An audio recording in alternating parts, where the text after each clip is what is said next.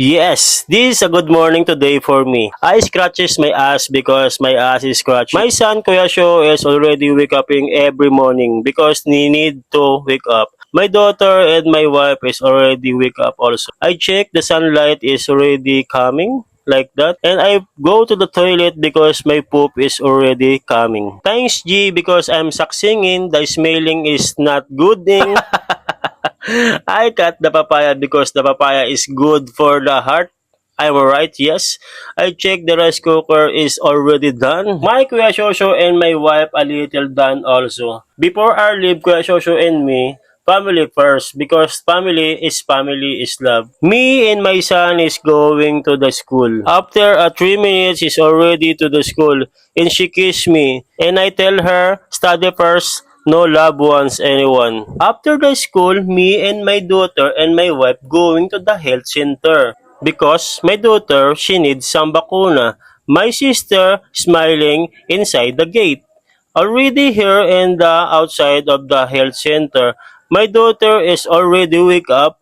I'm right, yes. Oh my gosh, so many people. After the health center, I preparing the alling because today my wife is birthday. Yes, you see my wife is preparing to the hour handa. After that, I go again in motorcycle with my cousin because I buy some handa or the recado for the ingredients. I check the chicken is very cheaping. I buy 2 kilos of wings of a chicken because I cook some buffalo wings. After I take my change, I saw the following area. Is you see the following? Yes, I see. Yes. Thank you so much.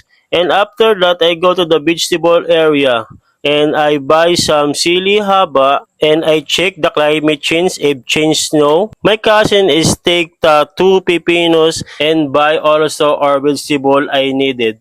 And after that, I go to the motorcycle and I give some vegetable to my cousin and let's go. And after that, I forgot to buy ketchup. And after that, yes, I already to our home. I check my daughter if we have a lagnat because she have a bakuna before. And after that, I cook some buffalo wings is already finished. And kare-kare also. All people is very excited because is very hungry. The foods, the cake, the lumpia, the buffalo wings, and my bayaw is happy. The all members here is very good and ready to eat. Yes, my food and the dudoy is so very handsome.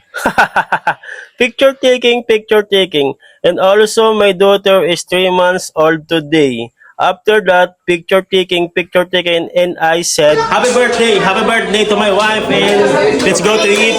Let somebody to eat. Let's go to eat.